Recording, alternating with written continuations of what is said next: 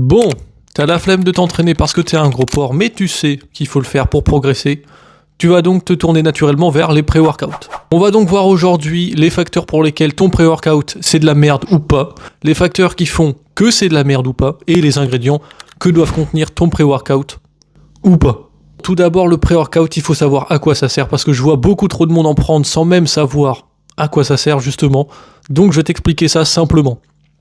Ton pré-workout, normalement, est seulement censé te donner un coup de boost pour ta séance.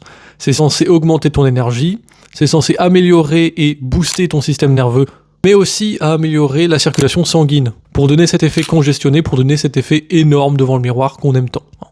Donc tout d'abord, si ton pré-workout contient de la créatine, c'est que c'est de la merde, c'est mauvais signe déjà, c'est sûrement parce que celui qui te l'a vendu c'est juste un industriel qui n'y connaît rien, et donc il met plein d'ingrédients, y compris la créatine, pour te faire penser justement que c'est bien, alors que ça en vaut pas la peine. Je ne dis pas que c'est de la merde, non, justement c'est un très bon complément alimentaire, mais pas dans un pré-workout. Ça ne va pas booster ton énergie, au contraire ça peut la diminuer parce que ça a un effet hypoglycémiant, donc c'est pas top, c'est pas ce qu'on veut lors d'une séance.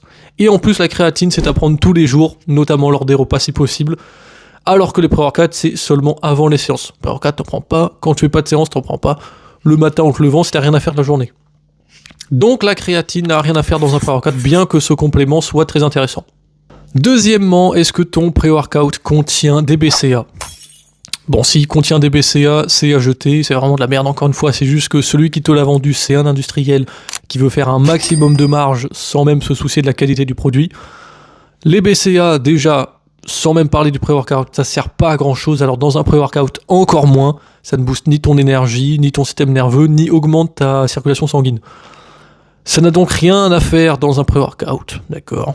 Donc si ton pré-workout en contient, va falloir changer de site sur lequel tu commandes. Ensuite, la caféine.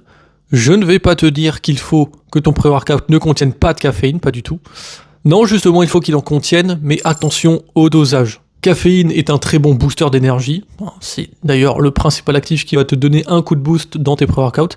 C'est aussi un très bon antioxydant, donc ça en fait vraiment un ingrédient superbe.